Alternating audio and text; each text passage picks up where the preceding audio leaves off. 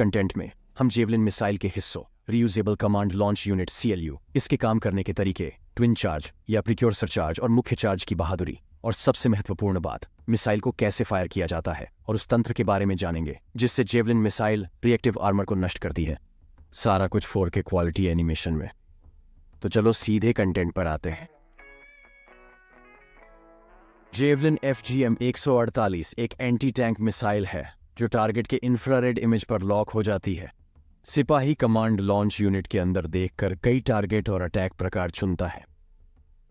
इसे विभाजित करते हुए जेवलिन मिसाइल 7 हिस्सों में बंटी है। सेंसर जो मिसाइल को उसके टारगेट तक गाइड करते हैं, एक छोटा प्रीक्योर्सर चार्ज जो रिएक्टिव आर्मर और अन्य बाधाओं को हटा सकता है, गाइडेंस सिस्टम जो मिसाइल का दिमाग है, सेंसर के साथ मुख्य चार्ज जिसे प्रीक्योर्सर के बाद विस्फोट किया जाता है, मुख्य उड़ान मोटर जिसमें कन्वेंशनल रॉकेट प्रोपेलेंट होता है, कई फिन जो मिसाइल को स्थिर रखते हैं, और मिसाइल का आखिरी हिस्सा लॉन्च मोटर है जिसे बस सिपाही के लिए थोड़ा जगह बनाने के लिए एक्टिवेट किया जाता है। हम इस कंटेंट में आगे बढ़ते हुए इस मोटर के उपयोग को और गहराई से देखेंगे।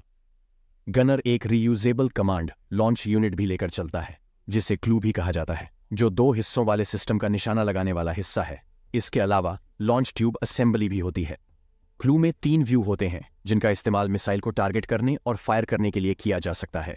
इसे मिसाइल से जोड़े बिना भी पोर्टेबल थर्मल साइट के तौर पर इस्तेमाल कर सकते हैं। मिसाइल और इसे गंभीर हालातों से बचाने के लिए गनर और अम्मो बेयरर दोनों लॉन्च ट्यूब असेंबली को लेकर चलते हैं। इसमें बिल्ट इन इलेक्ट्रॉनिक्स और लॉकिंग हिंज सिस्टम भी है जिससे कमांड लॉन्च यूनिट से मिसाइल को आसानी से जोड़ा और हटाया जा सकता है। इसकी लंबाई 1.1 मीटर या कि 94 इंच है। इसका बैरल की लंबाई 1.2 मीटर या कि 47 इंच है और इसका व्यास 142 मिलीमीटर है। वापाम इंच।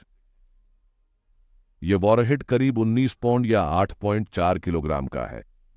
अब हम कुछ आसान कदमों में जेवलिन को कैसे चलाते हैं ये सीखेंगे। सैनिक द्वारा स्विच को ऑफ से नाइट मोड में बदला जा सकता है। अब फायर करने के लिए इंफ्रारेड डिटेक्टर्स को CLU कूलिंग यूनिट द्वारा उचित तापमान तक ठंडा किया जाना होगा, जिसमें 3 मिनट या उससे कम समय लगेगा। नाइट विजन साइट ठंडा होने पर सैनिक को मिसाइल की पूर्ण क्षमता मिल जाती है।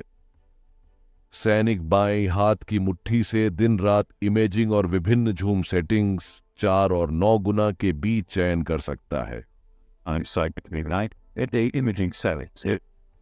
लक्ष्य पहचानने के बाद उपयोगकर्ता सुरक्षा कवर हटा सकता है और बाएं हाथ के मुट्ठी वाले सीकर ट्रिगर को दबा सकता है। इससे सीकिंग लॉकिंग सीक्वेंस के साथ साथ फायरिंग ट्रिगर भी सक्रिय हो जाता है। उपयोगकर्ता दाहिने हाथ की मुट्ठी से शूटिंग मोड चुन सकता है, जिसमें सीधा और टॉप 2 विकल्प होंगे जो ऑब्जेक्ट के आधार पर गतियों को संशोधित करते हैं। यह सैनिक बटन दबाते ही जेवलिन की रॉकेट का रास्ता है, जो सीधा और ऊपर से हमला करने का तरीका है। अब हम देखेंगे कि जेवलिन रिएक्टिव आर्मर को कैसे हराता है। रिएक्टिव आर्मर आग से आग लड़ने के लिए बनाया गया है। जेवलिन मिसाइल में 2 विस्फोटक प्रभार हैं। एक छोटा पहला प्रभार जो रिएक्टिव आर्मर या अन्य बाधाओं को नष्ट करने के लिए बनाया गया है, और एक काफी बड़ा मुख्य प्रभार जो टैंक को नष्ट करने के लिए है। जब मिसाइल रिएक्टिव आर्मर को लगती है तो वो धमाका कर देती है। पहला चार्ज फटता है जिससे रिएक्टिव आर्मर के अंदर धमाका होता है। छोटी कम जटिल मिसाइलें टैंक के बॉडी से दूर हट जाएंगी। दूसरी ओर मिसाइल का मुख्य चार्ज 1 सेकंड बाद धमाका करता है। अब कुछ भी रिएक्टिव आर्मर के धमाका को नहीं रोक सकता और जेवलिन टैंक के बॉडी को पूरी तरह से तोड़ देगा। अब आइए देखें कि जेवलिन ने रिएक्टिव आर्मर को हराने के लिए किस तरह का वॉरहेड इस्तेमाल किया। जेवलिन शेप्ड चार्ज में एक खोखला इंडेंट और धातु परत होती है। आइए इस एनिमेशन में देखें कि यह कैसे काम करता है। जब चार्ज फटता है तो धातु की परत के पीछे एक दबाव लहर बनती है जो उसे विकृत करती है और उसे बहुत तेज धातु के लांस की तरह गति देती है, जो आज उपलब्ध ज्यादातर हथियारों के आर्मर को पार कर लेती है। इतने शक्तिशाली वॉरहेड के साथ जेवलिन 600 से 800 मिलीमीटर मोटे आर्मर को पार कर सकता है CLUs, जिससे ज्यादातर टैंक असुरक्षित हो जाते हैं। इसकी अधिकतम फायरिंग रेंज 2500 मीटर है।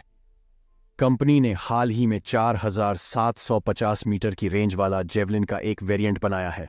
यह सिस्टम 30 सेकंड से कम समय में तैनात और फायर करने के लिए तैयार हो जाता है और रिलोड करने में 20 सेकंड से कम लगता है। मिसाइल CLUs पर माउंट की जाती है और गनर टारगेट पर CLUs की साइट का इस्तेमाल करके टारगेट की इमेज पर एक कर्सर बॉक्स रखकर टारगेट को एंगेज करता है। पार्शियल लॉन्च से मिसाइल लॉन्च ट्यूब से निकल जाती है, जिससे कम रिकॉइल के साथ शोल्डर लॉन्च होता है।